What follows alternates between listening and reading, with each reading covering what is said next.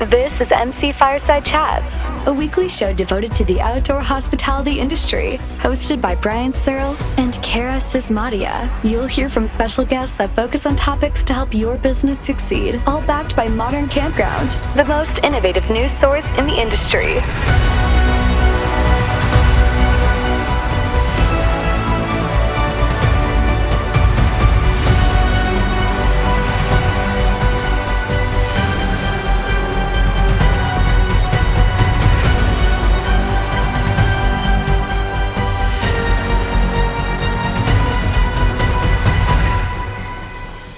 Welcome, everybody, to another episode of MC Fireside Chats. My name is Brian Searl with Insider Perks, here with our amazing panel of open discussion guests, minus a couple who apparently haven't quite made it back into the normal routine after the holidays. But we are super excited to have Mark Koep here from Campground Views, Randy Hendrickson from the Intrepid group, and a bunch of other things, Expitality, whatever new Randy's starting this week.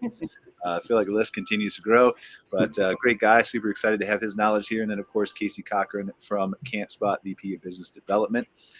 Marketplace and software, all kinds of stuff going on over there too. So, gentlemen, how was your Christmas? Let's just start there. Like, what did you guys do? What did you get up to? Anything fun? I actually took 10 days off. Didn't turn my computer on for 10 days straight. It's the first time I've done that.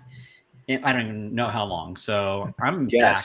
Let's have a competition. I'm really competitive because it was 12 years for me before I took my first vacation. Really? Yeah, it's been less than 12 years. So yeah. I went away for like a day or something, right? But before yeah, definitely. But like actually taking time off, that was the first time I've done that in a very long time. And it was refreshing. It was nice. And the only problem is I came back to a load of emails and follow-ups and all that type of stuff. But yeah, that's the fear of any business owner is taking, many owners can relate to this. You don't get time off. Like, what is that? You don't get any time. People are calling, people are coming in. So, in the end, though, you need a break, Yeah. Well, for sure you do. Yeah, I think that was my I took a break. I don't know a week before Christmas I came back, but I went to Europe for 12 days and did the whole Christmas market tour and stuff like that. And I actually like that setup. Like, I like taking the vacation. I didn't know it until I did it, but taking the vacation before Christmas, because during Christmas, what I found out is nobody wants to talk to you. So you can actually put your head down and get work done instead of answering emails and chats and questions and phone calls and stuff like that. But the reason it took me 12 years to get there is for the same reason almost all other small business owners have, is that I didn't have the staff to cover me while I was gone. Mm-hmm. Yeah. So yeah, we did. I mean, we decided this year, just with the timing of it with Campspot, I think we're at maybe, I don't know, it's right around like 125 or so employees, something like that. But we decided to give everyone that week off in between. And that was very, very nerve-wracking for us, except for support. We kept a minimal support team on. We knew there'd be some, but even that, even in that time frame, lessons learned, probably like we probably need to have our full support staff on basically 24/7, right? There isn't the ability for it to shut down because not all parks do. But even for the rest of the team and the staff having that week of, and I always go back and forth, like, is it better to like completely tap out, or like, is it you keep like just like a toe in, and just so you can put out just some minimal fires here and there so you come back to nothing? And I did a pretty good job this year of kind of like, I never get rid of my phone, and I never not reply a little bit. But in this case, I like really did disconnect.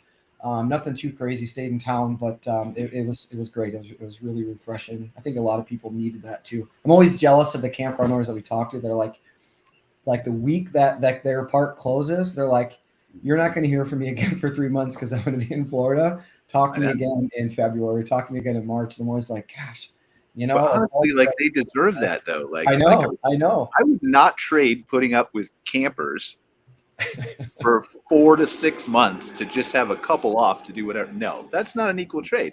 They're heroes. Yeah, I agree. So I'm the Lone Ranger here. I decided to get some work done. Well, I was working too, Randy. Like, I took my vacation on the 18th, but I was working too. The truth of the matter is, for the Intrepid group, everybody kind of shut down from our team, and rightly so. It was a very busy year for everybody at Intrepid group. So a lot of family time for the team members, which is absolutely fantastic. It's what it's all about, especially this time of year. Concurrent with that, because real estate kind of slows down completely. There's kind of a blackout window from December 15th to January 10th, it seems like, where real or imagined people kind of go away and shut down, and rightly so, obviously. So that gave Michelle Oliver and I some time with Hospitality to get more of our launch ready to go for that company. And because there wasn't a torrent of emails, it was actually pretty productive time. But the highlight of the holiday season for me was lots of time with the biggest star in my life, my daughter. There's lots of family time, and that really is what the season's all about. So that was my number one highlight, lots of time with my daughter, because that's where it all begins and ends for me. Yeah. Yeah, for sure. Family's, super critical. I'm up here in Canada. I didn't get to go back to the States to spend it with my family, but I spent it with my girlfriend's family, over Christmas and stuff like that. So, wherever you can get it and, take it, it's all precious. But I agree with, Casey, just going back to your thing, cutting completely. I tried it both ways. And I think what I found works for us is letting our biggest, and I know it's different with 2,000 parts we work for, right? But letting our biggest clients know that we're going to be shutting down for a week and a half. And most of them are like, well, we're not going to be in the office anyway, just like Randy said, right? The 15th to the 30th kind of thing. But if you set that expectation, set up autoresponders, set up voicemails, then who's going to have the nerve to come yell at me and say, how dare you let your team have a week off after they work the hard? Who's going to say that? There's really nothing they can say. Yeah, no, I think you hit the nail on the head. It's whether they agree with it or not, as long as you can communicate it, right, and say, hey, this is this is what we're doing, and and get as much done in anticipation of that as possible. We did a big push, the last 2.5 months, kind of a little bit revolved around this, but not specifically, but just, hey, get your rates in for next year. Don't wait until the 31st to hey, I want to have my rates in for the 1st to go live next year. Get those in well ahead of time and time it out that way. You don't have to go live necessarily then, but at least have all that stuff in for next year. Because it was wild, even in that week of reservations that you saw, outside of a couple unique ones there, even from a reservation standpoint, people weren't booking as many things during that time frame either. Then as soon as the first hit, it's floodgates opened up. Now granted that can get skewed from a lot of the city and county parks where there's these big, they don't have reservations for 3 months, and then also they turn those on, and that can skew some of that. But overall, you just kind of saw that, everyone kind of, and I think based on the last couple of years, I think more and more you're going to find people justifying that time to be you know what, I'm unplugging, I'm taking it off, because everyone in the world at this point, I think, probably agrees that everyone needs it. No, and that's the thing, and they deserve it, right? So it's different. And I told this to people I talked to today. It's different for me. I'm the owner. I signed up to do it. Randy's the owner. He signed up to do it. Mark's the owner. He signed up to do it. No offense, you're the outlier here, Casey. But in some ways you did, because you're an executive at the top, almost the top of the company, right? But for the rest of the people who are regular workers whose contributions are invaluable to the success of the company in the day-to-day, they didn't sign up to work on Christmas or the extra hours that we work. And so they deserve it. Yep. Kudos to you guys.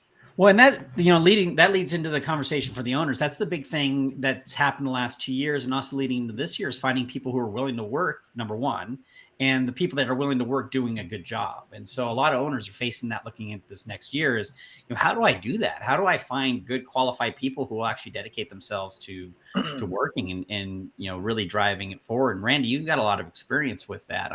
What's your tips for people to actually find folks that fit both of those, are willing to work and willing to do a good job working?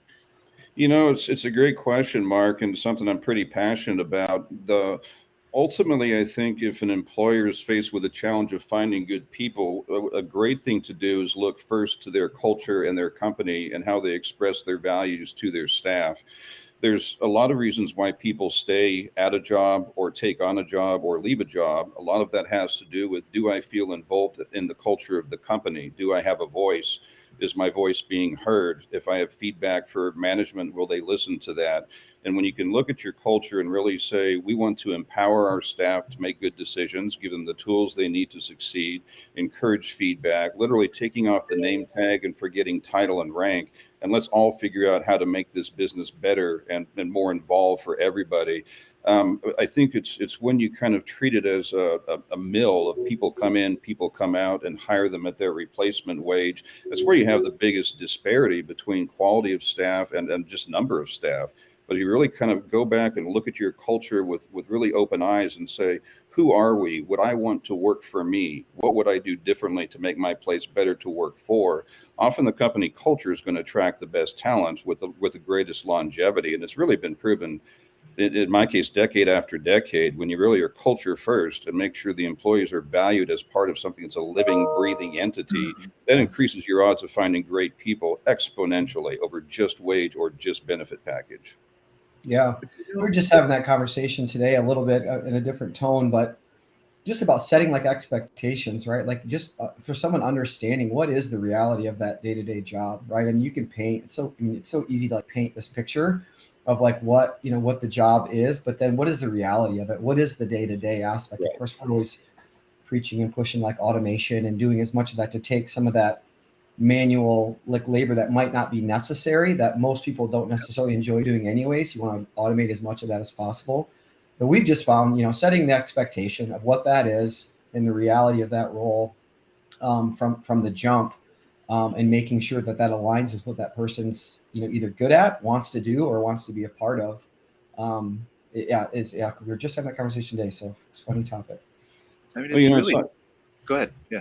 It's also interesting. I mean, there's a number of studies I've read over the years that people don't always stay with a company because of the company brand itself. They stay because of the relationship they have with their immediate supervisor. And when you think about it, that kind of makes a lot of sense, right? Because they're not reporting to the brand every day. They're reporting to their immediate supervisor. So there's also kind of a top-down thing. I think the culture is paramount, absolutely paramount. Being honest and telling them, like you said, Casey, just exactly what is this? People want you to be honest with them, just straight up honest with them about what it involves, what's good, what's bad, how we can help and whatnot. But there's also a training opportunity for mid-level management or resort managers to make sure that they have those same skills to impart to their daily staff. If you're a multiple park owner, for example, that mission can get lost unless it's being implemented every day at the property level by a really talented GM who can keep that same culture consistent throughout. That's the power of retention. It's not always the brand itself, but where I go every day and who I report to, do they reflect those same values that I hold dear to me? It's enormous training opportunities, especially in this day and time when employees are hard to find and guest satisfaction expectations are through the roof, to really go staff first. It all begins with staff and the culture you create for them. That translates to the guests. It's just manna from heaven when you can do that well. Well, so here's the interesting thing, though, and we're dancing around this subject a little bit, right? And we always do when we ever talk, regardless of who's in the room or who's having the conversation about this employment situation. Because yes, we can say, and I agree with you 100%, it's implemented at my company very heavily, the culture and the interaction and all the things that Casey and Randy just talked about, because I believe in all that stuff. But I'm also a company that works for hundreds of campgrounds. Casey's a software company that works for 2,000 campgrounds. If you scale it down to a mom and pop RV park, in many cases, because of the demand and the drive to consistently lower prices and to make things cheaper, it becomes much, much harder for them to provide those extra benefits and extra wages that some of their competitors at either the larger resorts or hotels or Walmart in the area can provide. Yeah. And so we can sit here and preach that stuff, but it's not quite as easy as it sounds. I think what Randy hit on, I think, is important, right? Because you can always, this comes down to just any culture book you read or whatnot. Like, money matters in some capacity, right? At the end of the day, people need to make ends meet, and they need enough money to survive.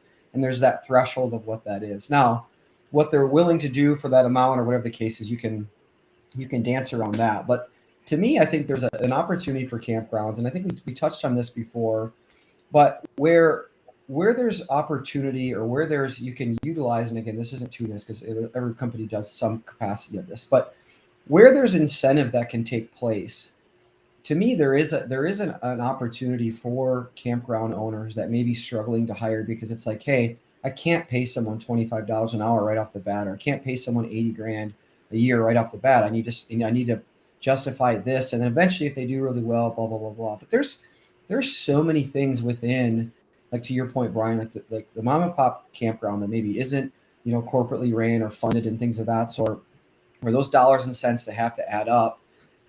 Incentivizing the right work, the right behavior that also incentivizes and brings revenue to your park, to me is a real lever to pull on for owners, because it's crazy. Like we're trying to run the data on this, and I don't have this here, but I can maybe get it. But like the number of managers that actually make the decision on what technology they're going to use is really, really high, right? Like a lot of owners are giving the keys to this park in some capacity. This is the software that we're going to choose, that we're going to use to run really everything at the park, right? I mean, it's touching just about everything outside of obviously the culture and what that park and that manager provides. So with that being said, with that much going on in there, to me, there is an opportunity for parks to say, okay, I have the ability to incentivize the right behavior financially, along with culture, right? Along with the work environment, things of that sort. And to me, I mean, money in some capacity only speaks so far, but in order to attract or to get things to that point, I think there is an opportunity there. Whether you say, hey, we're going to share a percentage of our lock site revenue, we're going to share a percentage of increased occupancy, we're going to share a percentage of add-on revenue, we're going to share a thing of firewood bundles, like something there that says, hey, this is what I can pay you now, but I want to give the ability for the right behavior, and if it's going to help the park overall, I want you to be a part of it, right? Not everyone can just say, hey, I'm going to make you an owner or operator right off the bat, but you can do subtle things in between there that gets closer to that point, as long as you're incentivizing the right behavior, right? And so I think there is something to toy around in there with. I mean, we did that at the beginning of our company when we were, when we worked for, I mean, it was me for 7 years, right? But when we worked for 100 campgrounds or whatever the number was 5 or 6 years ago, right? Like we didn't have the money that we have today because we hadn't expanded into all the different services. And obviously we had 75% less parks than we were working with, right? And so we had to hire people based on that. We had to say, like, listen, I can pay you this much. I want to pay you this much. We'll get there because if you help me grow the company, I recognize the ROI that you're bringing me through your smile or your customer service or the way you word your emails or all the things that you're doing. The willingness to work an hour, even when I'm after overtime, when I'm telling you don't work, but you're doing it anyway. And so, yeah, it has to grow with those things. And certainly my argument is not that it can't be done. My argument is that it's not quite as easy for those smaller RV parks to do it as somewhere else. The culture is great. And the big thing there, Brian, is a lot of smaller parks have used traditionally, and still many do use work campers, right? Mm-hmm. So in exchange for a site. And I think it's been really well vetted for them. They know the risk they're taking on now. It's hugely risky if you're a non-federal park to bring in work campers, because you're opening yourself up to labor and wage violations and all the stuff that goes with that. And this current generation of campers are different than the ones before. The ones before, hey, I had a retirement, I'm cool. I'll do a trade of site. You've got folks now that, and I'm talking to these owners and they're saying, yeah, they're opening up the conversation with, yeah, I'll work camp, but what's the salary going to be? Right. So they're coming in with that mindset that they're getting paid. It's not an exchange of work. But to be perfectly honest, they should have that expectation. I mean, right. I understand how controversial that is that fundamentally changes the math problem that the park is dealing with, right? So traditionally, it was just an exchange of site. Now they're looking at an expense line that's salary, and it changes the entire bottom line of the park. And so, I'm agreeing with what you'd said originally, Brian, is that there is a challenge for parks usually that are under about 100 sites. A large portion of the mom and pop parks. There's that challenge of how do I get somebody qualified in here and pay them. And then Casey, what you're alluding to, I love that solution, which is you're offering ways for that employee to make more money by incentivizing them to sell more firewood or upsell or whatnot. And that's a good solution to this potential problem. But, I do know it's a problem again this year for many park owners is finding qualified people to get in there. And so, yeah. There's another couple of layers to this as well that I think are pretty important. I would submit to you this. I think that whether you're a small park or a large park, culture doesn't depend on the size of the park. Culture depends on the size of the mission. It depends on the goals you have for your staff.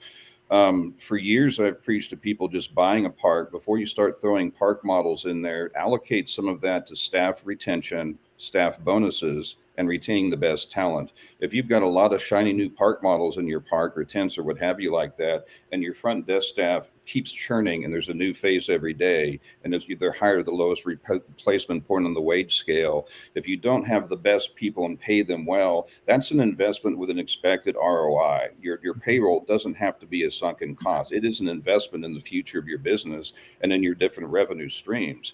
I would argue start with staff first and then go amenitize your property, because you can have the best park models out there, but you can scare people away.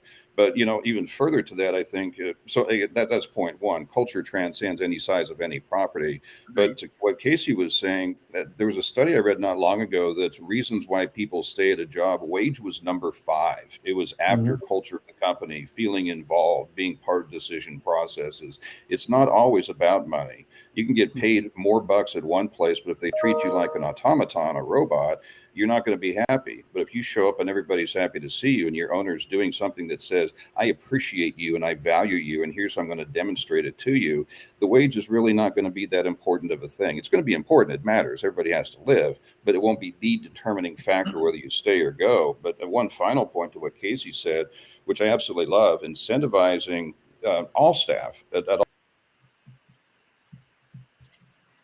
Oh, did we lose Randy? Yeah, I'm still here. I think everyone else is good. He'll be back in You guys still hear me? Yeah, Yes. I can still hear you. I think he's making an excellent point. Hopefully he comes back, but I think that's kind of what, I agree with him. I don't think that culture requires, you to be a big business, and I think you can certainly accomplish that at any size business, whether it's an RV park or, a 2-person team or whatever else. But the problem is that's a lot to do with retention. You can say and talk about all the culture that you want, but it's really the wage and the benefits that get them in the door, and they might stay for a lower wage if the culture exists. But it's not quite as black and white as it. Yeah, I mean, I asked, and add in that there's parks that are in very rural areas, right? So your potential employee pool is reduced, right? And the amount of people that are willing to drive to your park and work there is reduced, and so that adds into it also. I did an exercise with my team this year. That was I've never done before, but I felt like we got really good results from it. And I make sure I prefaced it by saying I can't guarantee to fix all this, but I want to be aware of it. And the exercise was, hey, I want to understand what your least favorite part of your job is. I want you to really think long and hard. What is the least favorite thing that you do when working for me specifically or working within Campspot? And I want to identify it. I want to understand. I want to know it, and I want to see if I can fix it, or I want to see if we can make you do less of it, or if we can shed light on it, and if there's a solution there. And again, to this point, money matters, but it definitely wasn't like the number one thing. Like, my least favorite thing is the fact that I'm not getting paid enough. There was very specific things in those day-to-day activities that, again, aren't all fixable, right? But it was interesting exercise, because every single person that I had said something a little bit different, but some of there was some consistencies in there. And so then again, kind of rallying around that and saying, okay, is there something I can do to make whatever the least favorite part of your day-to-day is better? I can't promise that, I can assure that, but I can at least be aware of it, right? And if I'm aware of it, maybe that can help us, get to a better spot, or I can allocate less of your time doing that because someone else might do it. We always equate it to something like cold calling in sales, right? Certain people dread doing certain things like that. Certain people don't. People love it. Yeah. So it's like, let's figure that out. And let's either allow you to do more of what you enjoy doing or less of what you don't. And it was a good exercise. I was really happy with it. I could see it equating at a park, because if someone's showing up every day and they don't want to talk to people every single day, but they're up front doing the check-in stuff, it's like, well, either let's automate check-in to make that person's life better, or let's get someone else greeting and let's get you out doing something. Do it. Yeah. Absolutely. Hey guys, just a couple quick more thoughts. Am I back now? Yeah. Hotel Wi-Fi, my friends. Just a couple things to put a bow on what I was saying earlier. Casey, to your point about incentivizing staff with some kind of remuneration for goals hit and whatnot like that. The interesting thing to me is, yes, that's monetary, but isn't it more than that? Isn't it cultural? Isn't that ownership or management saying it's the fact that we want to do this that matters as much to the staff member as maybe that extra $100 bill? It's the fact they're saying we recognize achievement and want to compensate that. That again is really more culture than remuneration in my estimation. The other thing I was going to say is that, again, to your point, I think one thing that we've done well over the years is when we retain somebody, it's just what you said, Casey. What do you dislike and what are you best at? If somebody doesn't really like guest interaction, but they're better at something else, then you backfill around that. But when you try to force somebody into something that they're not great at, it's doomed to failure. You know, there's an old book, I forget the name of it right now, but it says that the biggest thing you can do is not try to put in what's been left out. You try to draw out what's been left in. So don't make them who they're not. Play to who they are and make that valuable. There's 1,000 ways to do it, but it comes back to culture, recognizing, listening, and hearing who they are, and recognizing they are the backbone of your business. You don't exist but for your staff. Right. And for sure, you're right. There's 1,000 ways to do it. It just depends on, do you want to tackle it? Do you care enough for your culture or for your business or for whatever the reason is that you personally, your opinion, you should care about, right? But one of the things that shocked me, like it has nothing to do with camping, but we went to Europe, and every restaurant we went into in Germany, every single waiter we had was a 50-plus-year-old man. And I sat there and I said to my girlfriend, I was like, I can't remember ever in the history of my life ever being waited on by an elderly gentleman at a restaurant, ever. Can anybody else? Like, because I can't. But it's totally different over there because their wages are different. The tip system is different. The benefits are different. And I'm not suggesting that that's the way to go here, but it can be done a different way. Yeah. Yeah. I think understanding and upon that hire, I think it's always interesting because, you know, if you're hiring someone that needs to be very fluid and flexible and they need to wear many, many hats, identifying someone that embraces that, enjoys that right up front. I mean, we've gone through, I feel like, multiple stages of that, even at Campspot, even other businesses that I've owned in the past, was like, in the beginning, it's like, hey, you're going to wear a lot of hats, you know, you're going to go to where the need is.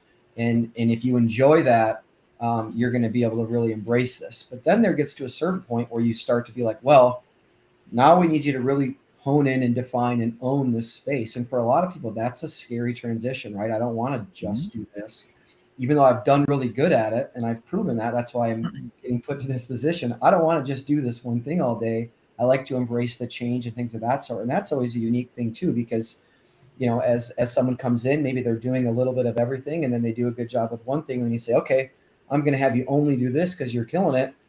Then they might be like, well, no, I got joy out of these 10 other things too. So, understanding that type of person is always a unique thing when hiring as well. Is, you know, do you like having a very defined role and knowing what your day-to-day is every day?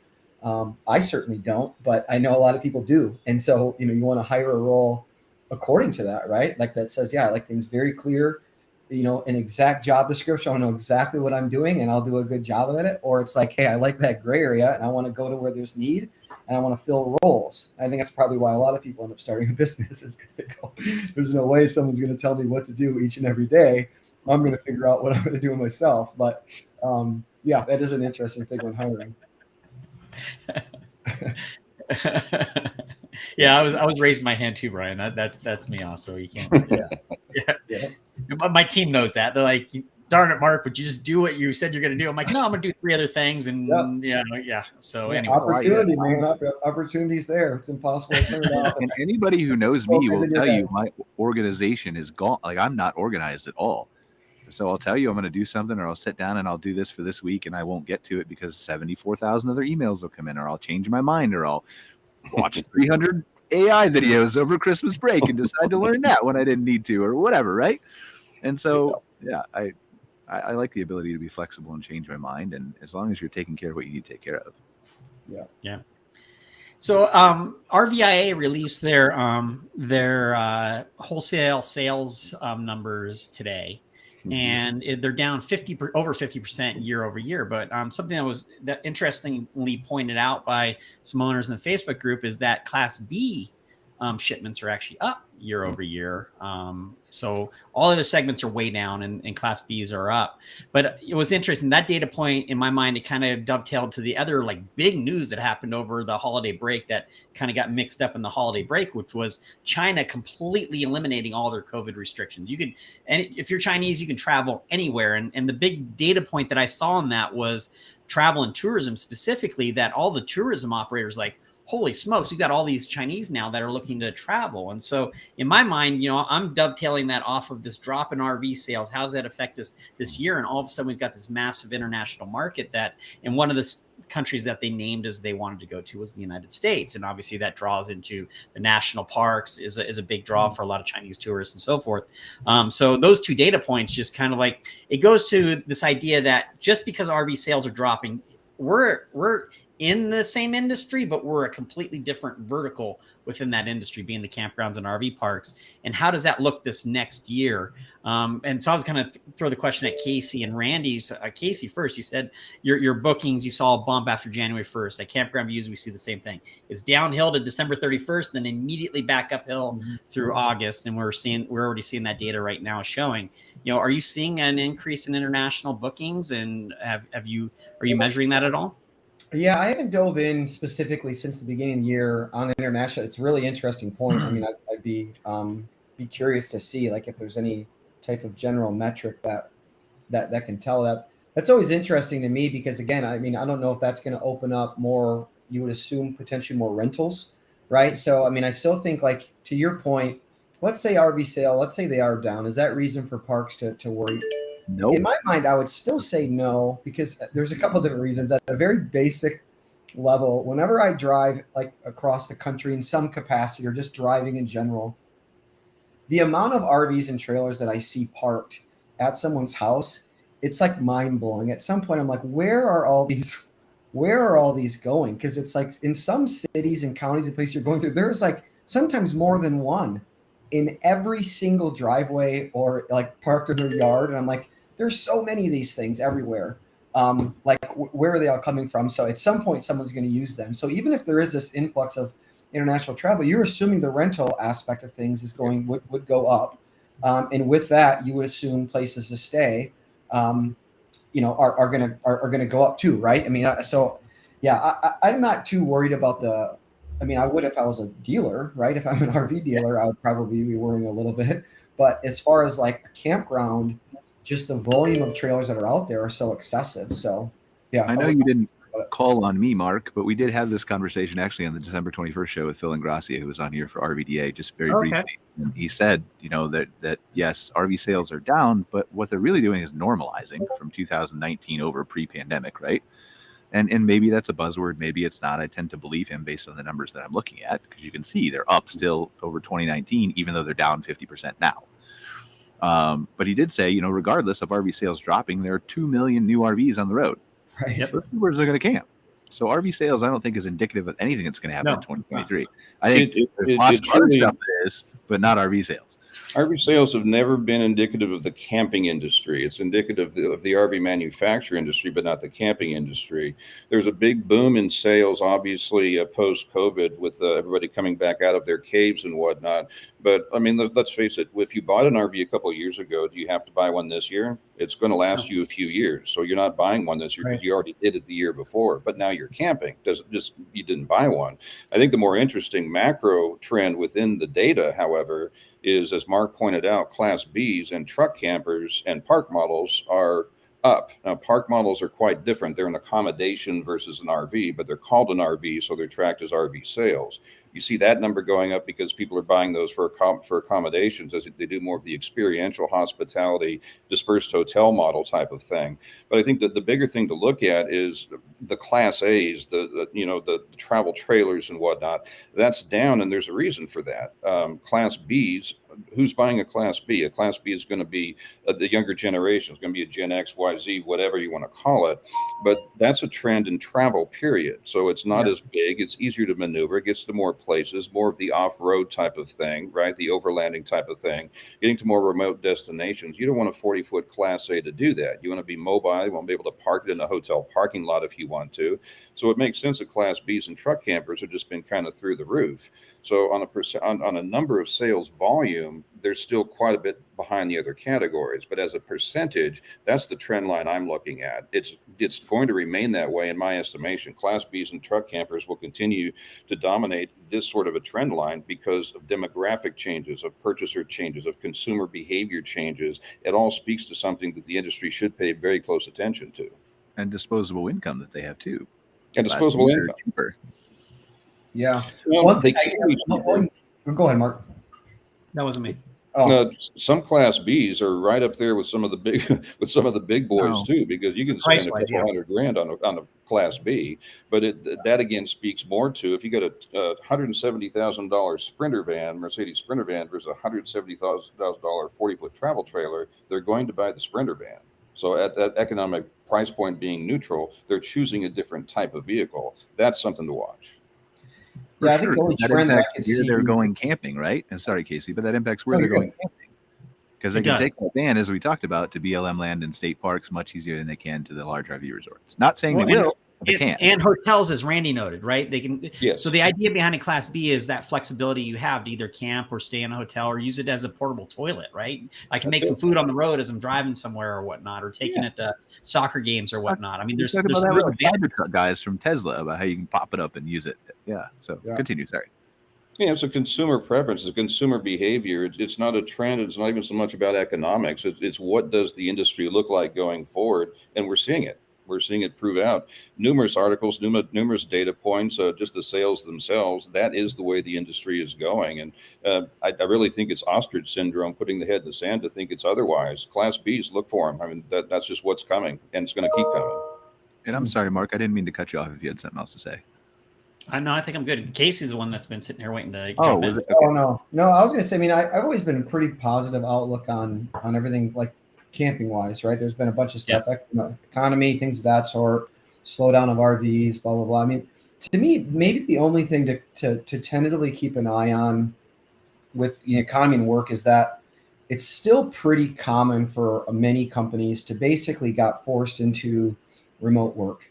And I think a trend to potentially keep an eye on is if that starts to shift, right? Like if more and more the larger employers are going to start regulating people coming back to an office. I think it's pretty far-fetched to some extent, but you certainly could, right? If these big companies are realizing that productivity is simply better if they have them in their office, they're going to realize that and they're going to regulate it, right? Even if it comes with some of the shortcomings of it. Now, I think all of us would agree that we're big components of remote work, but if that was to change, then I think you could maybe see, okay, this could affect our midweek stays even further because there's not as many people that are able to do kind of that flexible workspace.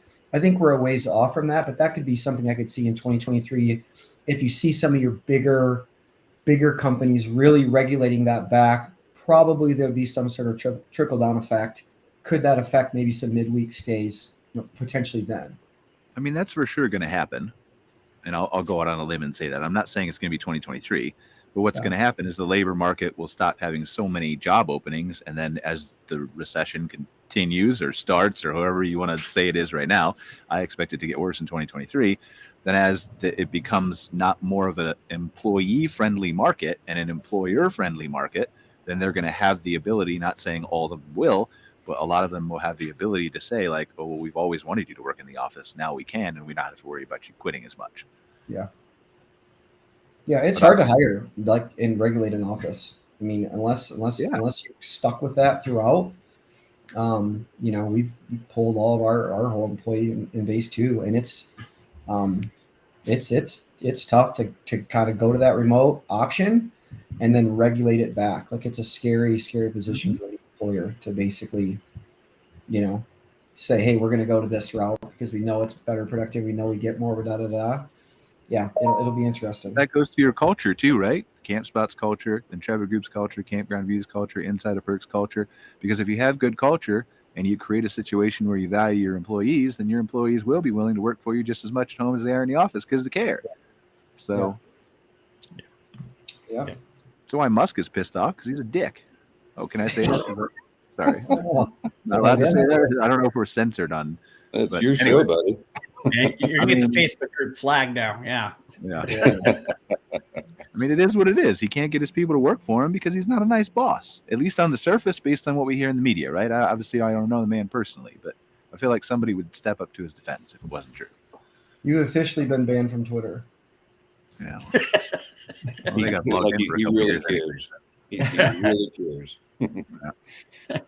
There's some other stuff I think, for 2023, just kind of looking down the road and gauging by very recent trends. I mean, as we all know, the industry changes and morphs by the day, right? I mean, what used to be a 1 year forecast becomes what's it look like by 5 o'clock. I mean, literally. 3-day management plan, Randy. That's my whole mantra now. I'll write a book. Brother, I'm right there with you. I'm right there with you. Sometimes it's a 3-hour business plan, right?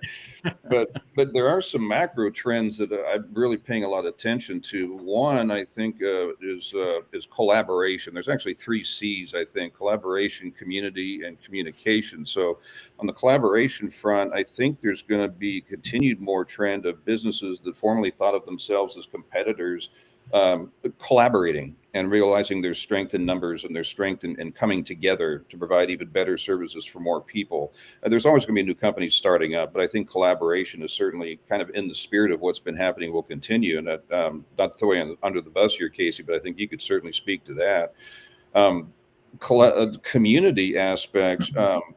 This is not a shameless plug, but at Expitality, Michelle Oliver and I are really focused on community, because when you think of experiential hospitality and somebody goes to a property, it's not just about where they're going to stay. It's about what they're going to do within that community. I think properties reaching out to local cooperating businesses to build a sense of community. So you're not just staying at one place, you're staying with several businesses. You just happen to be based. Oh, we lost Randy again to the hotel Wi-Fi. Can I just slide this in here before he comes back and say, like, I love his, this is not a plug for anything, but here's exactly what I'm going to talk about and why you should pay attention. Oh, sorry, Randy, you're back. I didn't say anything. You didn't hear any of that. Hampton Inn, brothers. Just a good. You really didn't hear any of that. Now, go ahead, Randy. That was a shame. We're gone. I'll try to talk fast before I lose my signal again. But, community is really huge. And we've talked about it many times before, selling the zip code, right? So you've got this property and people are staying with you, but that's not the beat all end all. It's not the end destination. What is there to see and do? How can I interact? Where are the walking trails? Where are the golf courses? Where's the best restaurant? Where are the museums? The more you can act as a concierge and package the entire zip code for your guests, that is what experiential hospitality is all about. Hoteliers are doing that. The campground industry is doing that. I think you're going to see a lot more of that because people want to belong to community. It's not, everybody wants to get off the grid sometimes. Not saying that isn't the case, but community or belonging with like-minded people and like-minded businesses is becoming more and more important. So I think you'll see a lot more properties reaching out to engage local community businesses as part of what they do to provide a great experience for their people. And I think communication is the third C in that whole thing. And that's really, that's communicating your culture to your staff. That's communicating your value effectively to your guests and being honest about who you are and who you're not, and not over-promising what you are as a property. Truth-telling. People just want to know what's up. They just want to know what the deal is. Telling the truth about your brand and what you are, and making sure the guest is experiencing what that brand promise is. So those are kind of my 3 C's. I don't think that's going away anytime soon. It's not a paradigm shift either. It's a continuation of a logical flow of the way the industry is progressing, in my opinion. Yeah, makes sense. It makes, the last one, that's the most challenging thing for especially private park operators is the understanding that their guests want the truth about their property. And so that's like the big battle on our end, right? Obviously our technology shows it for what it is, right? And that's the biggest battle we get was, I don't want to show people what my place looks like. Well, they're going to find out when they get there, right? And so, being able to communicate exactly what they're getting into and what they're going to go do. I completely agree with you on the marketing stand. Randy, the best way to get guests into your park is to be honest with them, show them what they're going to get, and then share ideas about what they can do around the park. They don't necessarily need to take it and do it, but just knowing that that's available to them is key. I mean, it's like, we traveled for 12 years as full-time RVers. I always got a chuckle out of it. And it's true across the country. We'd go into an area and I would ask somebody, hey, what's a cool thing to do around here? They had no idea. Or, there's a really unique spot nearby. I'm like, hey, have you ever been to that? No, I've lived here for 10 years. I've never been there. Right. But the availability of it is what they kind of adhere to, is like, I could go do that because it's right here, but they never do. So, same thing for an RV park. If you can show them what they're going to get so that they can make a logical decision about where they're going to stay, and then express and share ideas of what they can go do in the area, you're going to get more people in your park. Yeah. Well, you're talking about just basically identifying your park, right? If you're a resort and you don't want them to leave, right? You're the amenities, right? You want them there all day and you want them spending their time and their money at that resort, right? You're bringing them in for that purpose. if you don't have all those amenities, you don't have all those things, well, what are the experiences outside of there? Because this is a place, whether it's a clean bathroom, it's a place to sleep, or it's a place for peace and quiet until you go out and experience all these other things. So again, embracing where you are, what is the surrounding, what your park has or what you want it to have. Does it make sense to have a fully amenitized park in the middle of, a highly amenitized city, right? I don't know. It could, but again, understanding that as far as what their, what your surroundings offer, I think is obviously very relevant to what type of park you're going to promote it being. Absolutely. It's so essential, Casey. I'm a big believer in that whole thing. And also the truth of your brand, or your when you say on your website that you're this, and this, back to the truth telling thing. If your guests show up and they don't experience what you've said you are, you're in bad trouble. Yeah. You're in really bad trouble. So you can't say that you're this unbridled oasis where you'll become 30 years younger, a better dancer, and independently wealthy. That's kind of a bad idea for your website. If you say it's very quiet, we don't have a lot, but the city sure does, to your point, Casey, you're still selling an experience. There's nothing wrong with that. Be honest, tell them what they are, and make sure that you're listening to what your guests say that you say you're saying. And to add on that, Brian may be able to jump in on this also from the digital marketing standpoint. One of the biggest things I've noticed and we've been seeing with our clientele is a shortening of the attention span of consumers. Like, the YouTube shorts, the TikToks, the Facebook shorts have just people are now watching 2-second videos, right? So that attention span has gotten really short. So your ability to communicate to them about who you are and what you are is getting very small. It's a logo now, right? That's the messaging. Yeah. What do you see, Brian? What are your thoughts there? I'm going to totally disagree with you. So I agree with you that the attention span in some cases by measurable data is getting smaller, but I think that's because the content people are consuming sucks, and that's what they're putting out. There are people who will sit there and watch 13 hours of Queen's Gambit on Netflix straight through. The attention span is there. You just have to create things that actually matter to them that they want to watch. Good point. And whether that's content on social media, or whether that's tweets, or whether that's videos, or whether that's 360 tours from campground views, or whatever it is. An experience like Randy does, a good software system that they can make a reservation on. You just have to hold their attention. The attention's still there. That's a really good point, Brian. I haven't heard that point made. That's a really good point, because we did a test with a influencer who they put out a video RV related on TikTok and get 1.5 million views, and they wanted $10,000 for one promotional post in one of those little videos. And we started doing an engagement analysis of what type of engagement they get. And 90% of the comments on their video were, why am I looking at this? What's this about? Who are you? What am I seeing this for? Right. To your point, people are just swiping on TikTok, the next video, and the quality is not there. So you might have views, you don't have engagement. Yeah. Right.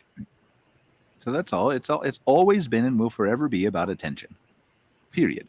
Getting someone's attention and holding that attention. That's the most valuable thing you can possibly have, whether it's through photos or your website or your tweets or your interaction or your customer service or how you treat people or how you treat your employees and what their attention is toward you. The gold standard of everything is attention, and that's what marketing has always been and will forever be.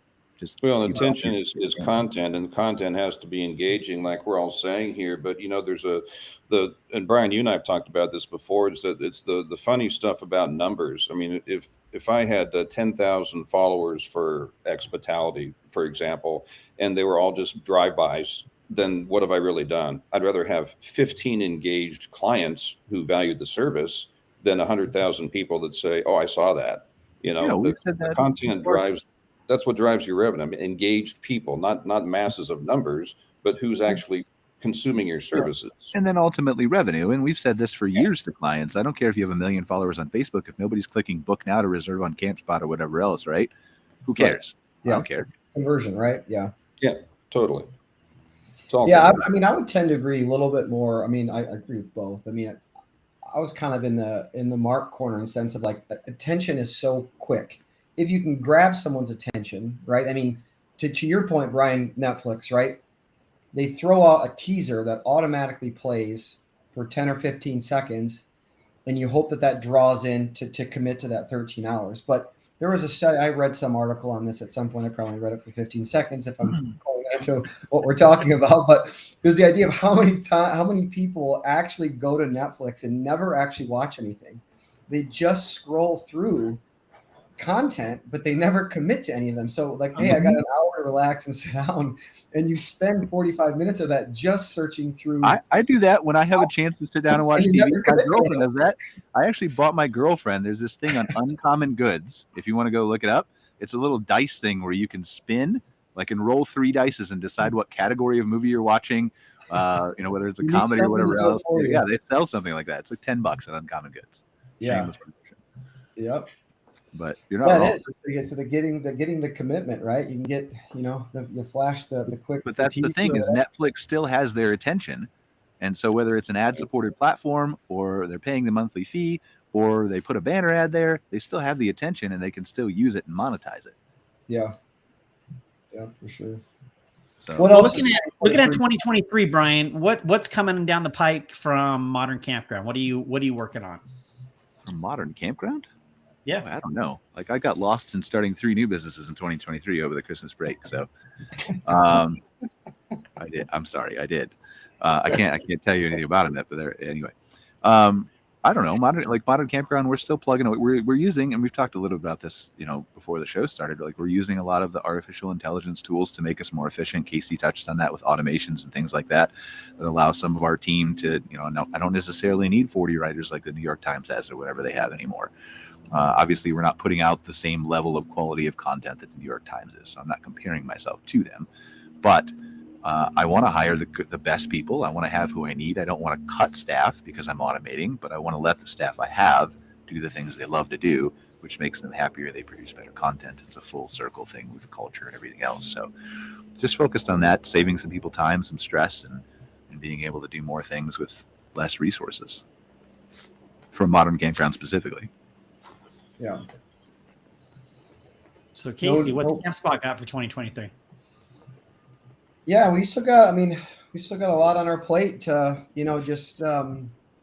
I think this year, when I was talking with a couple people at trade shows, for us this year, we're still going to grow, but I think we're a lot bigger attention this year to kind of focus on the core group that we have. We've operated a big part of our development on kind of what we need in order to get, right? Like we've operated a lot within that.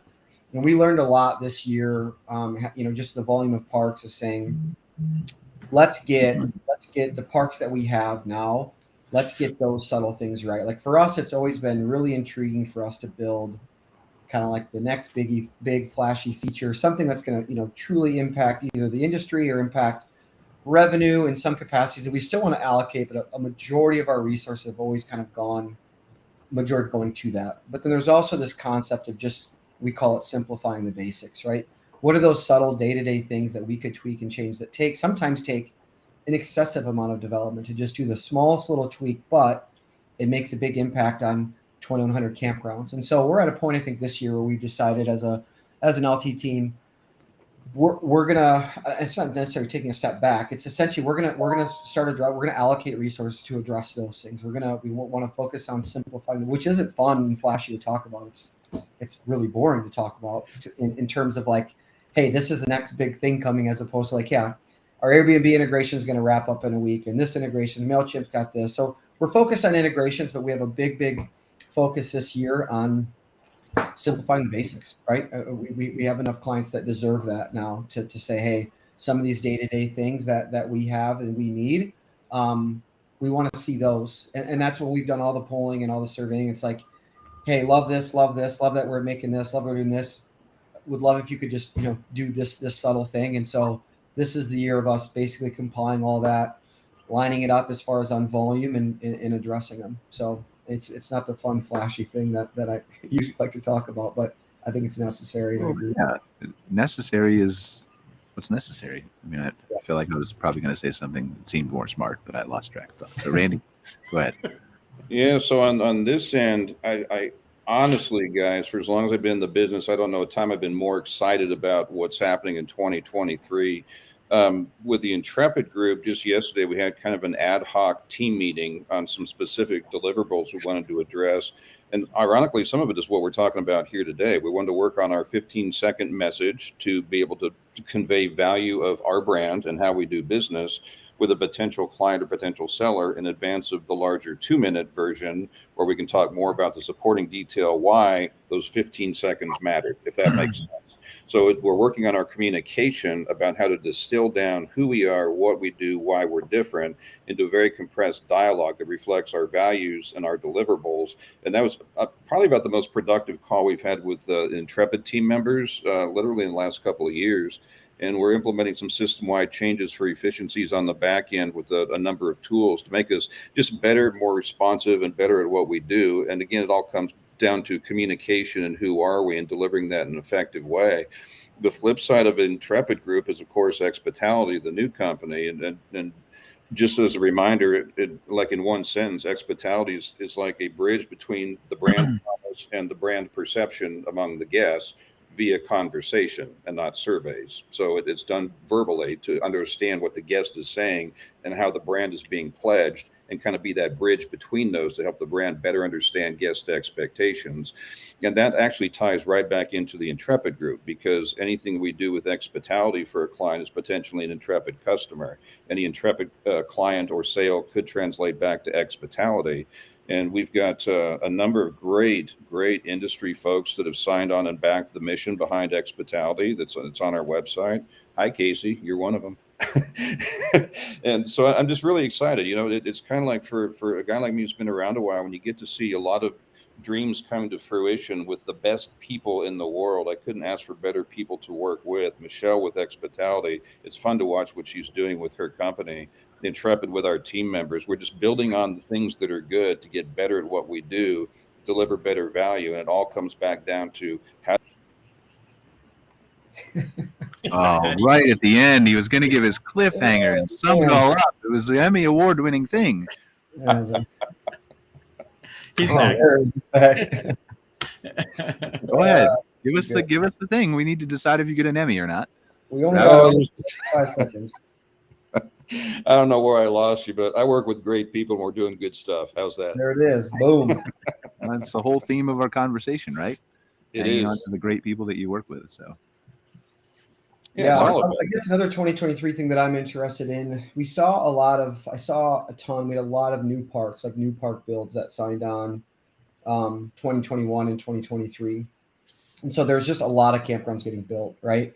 And there was a lot of campgrounds that would have liked to have gotten built that couldn't get built just because of construction and zoning and materials and things of that sort. Meters being out of stock and yeah. And so I'm really interested to see this year for those that have either committed to space, or thinking about a new build, or those that are trying to wrap these up, because there was a lot of new parks, but I think there was a lot of new parks coming in with maybe a little bit of false expectations, basing numbers off of 2021 and assuming certain occupancies from averages of reports, but it took 15 years to get that type of occupancy. You're going to make us have a 3-hour show. Look at Randy. He's going to go nuts. No, I know. I'm just teeing him up for next time. So anyways, I think it'll be interesting for 2023 to see new park development. There's going to be a lot. I mean, I know of probably 75 or 100 parks that we have that we're anxiously waiting for them to cut the ribbon and open up. And I'll be curious to see if 2023 is still going to have a lot of new builds, right? Like, is that going to be as relevant as it was, I think, over the last couple of years? Because there was a lot of new parks getting built. I think if you haven't started and broken ground, I think there's this significant number of people I've talked to, at least, who are not canceling their development, but they're saying, wait a minute, maybe we can get a little bit lower financing if we wait 3 months or 6 months or whatever else. I'm not saying that's across the board, just saying that that's an opinion based on some people I've talked to. It doesn't absolutely impact everybody, but that may be something that we see. Well, yeah, if cap rates change a little bit too, maybe it makes a little bit more sense to buy something that's already there. I'm just interested to see. We know the parks are going to sell, right? I mean, there's still going to be a high amount of parks that are selling, and change of ownership, and we've seen a ridiculous amount of that. I'm curious to see if the new park build, if that will kind of continue. one thing that's been really cool to see is the amount of expansions in current parks. I think that's been really, really cool to see.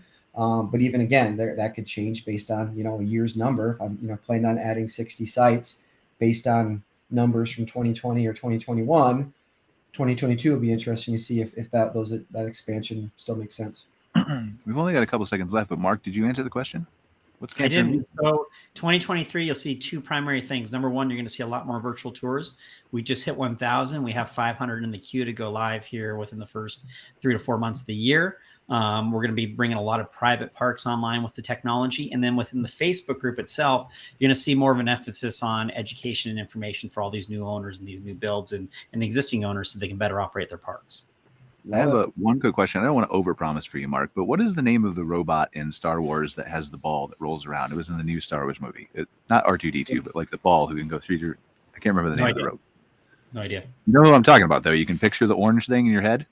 No, I didn't watch the latest Star Wars movie. Oh, I'm going to have to Google it now. Anyway, I got to Google it now. Rolling Robot Star Wars. It's a catchy name. You got a Bing AI up. BB-8. BB-8, the robot. Okay, anyway. He looks like... Can I share my screen? Let's see. Can I share my screen? Chrome tab, Rolling Robot Star Wars. Can you guys see that? Or do I have to come back? No, we don't see it. There you go. BB-8 right there. Okay.